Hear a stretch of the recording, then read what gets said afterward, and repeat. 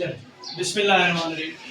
Dear student, आज हमने पढ़ना है द सिंपल प्रेजेंट टेंस कि एक्शन जो हम प्रेजेंट में लेते हैं, हाल में अभी लेते हैं, इनको हम कहते हैं प्रेजेंट टेंसेस। और इनकी जो उर्दू में पहचान है वो मैं ऑलरेडी आपको कल के लेक्चर में बता चुका हूँ। ता है, की है, ते हैं, जाती हैं, ता ते ती है, इसके साथ जो सेंटेंसेस होते हैं उनको हम क्या कहते हैं? Simple present tense. अब ये तो कल की बात ही तो हम पढ़ चुके हैं।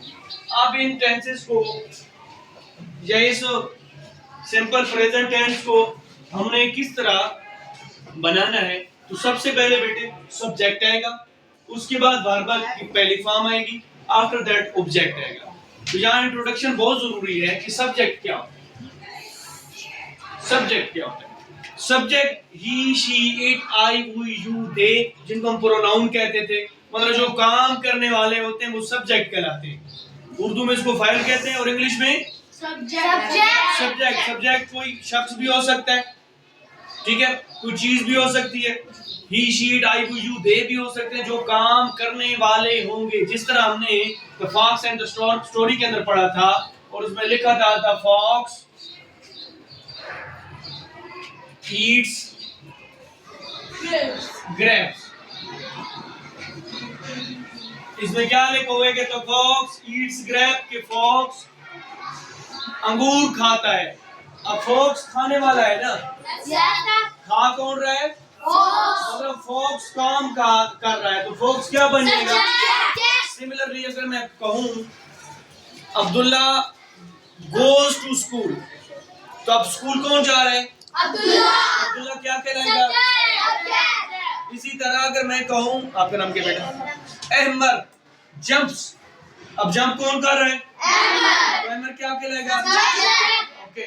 अगर मैं कहूं इरफा प्लेज क्रिकेट, तो अब क्रिकेट कौन खेल रही है?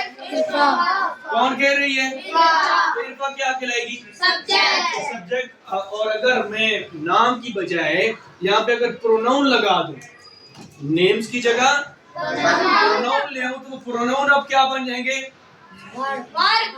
सब्जेक्ट बन जाएंगे। मसलन मैं कहूं ना अब्दुल्ला स्कूल जाता है, अब्दुल्ला की जगह मैं कहूं वो स्कूल जाता है, तब वो क्या बन जाएगा?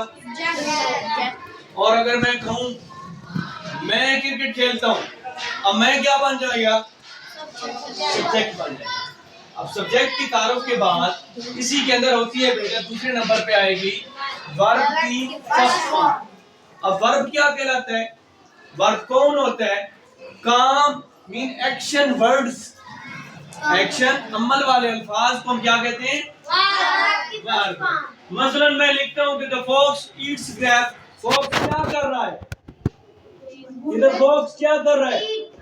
ईट मतलब खा रहा है, तो ईट क्या बन जाएगा? वर्ब बन जाएगा। इसी तरह अगर मैं कहूं, आपका नाम क्या बेटी?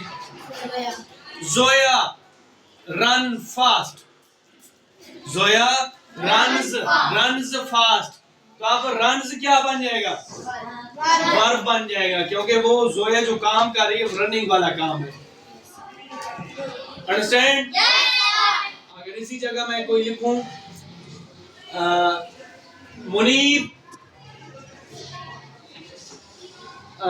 मुनीब ईट ग्रेप्स, अब मुनीब बन गया सब्जेक्ट, ईट्स क्या बन गया?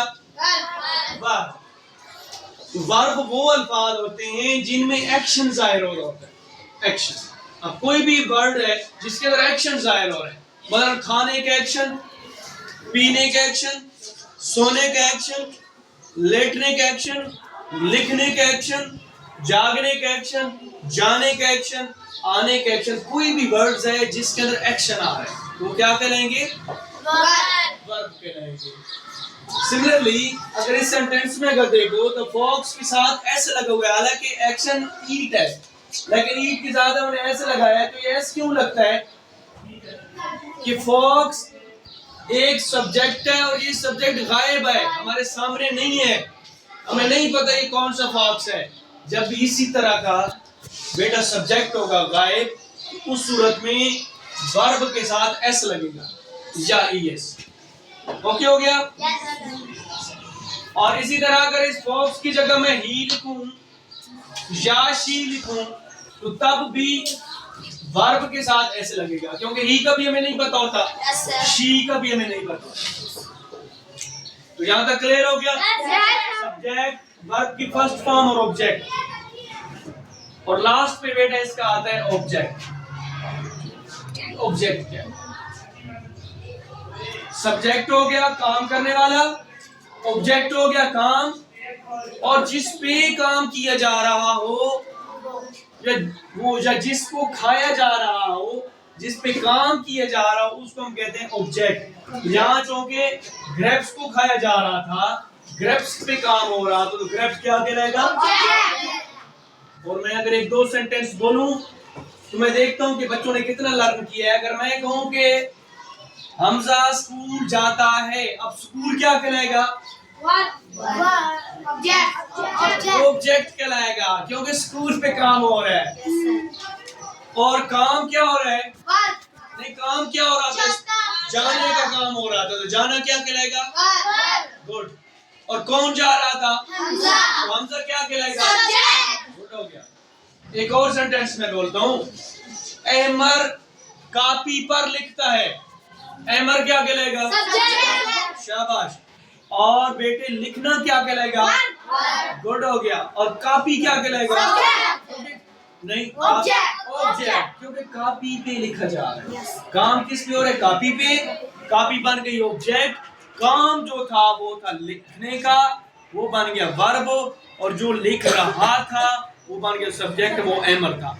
यहां तक समझ आ गई?